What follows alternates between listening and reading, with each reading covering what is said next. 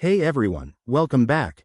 If you're running a business page on Facebook, adding links is a fantastic way to drive traffic to your website, promote products, or share important resources. In this video, we'll walk through how to add a link using Meta Business Suite in 2025. It's easier than you might think, and I'll guide you step by step so you can do it yourself in no time. Let's dive in. First, make sure you're logged into your Meta Business Suite account.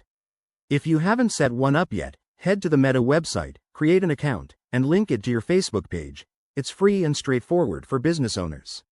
Once you're in, you'll land on the dashboard. Here, select the specific Facebook page you want to update from the list on the left side. Next, navigate to the About section of your page. Click on Edit Page Info, or a similar option.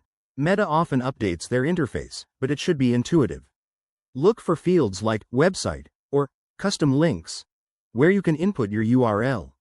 Type in the link you want to add, double-check for accuracy to avoid any errors, and add a brief description if needed to make it more engaging for your audience. If you're adding a link to a post instead, go to the Posts tab.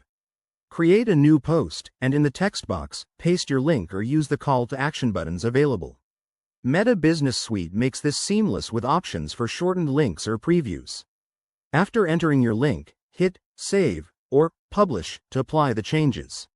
Always preview your page to ensure the link works properly. Test it by clicking on it yourself.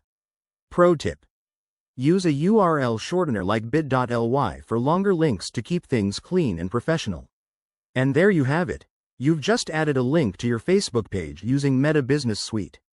This simple step can boost your engagement and conversions, so give it a try today. If you found this helpful, smash that like button, subscribe for more business tips, and let me know in the comments if you have any questions. Thanks for watching. See you in the next video.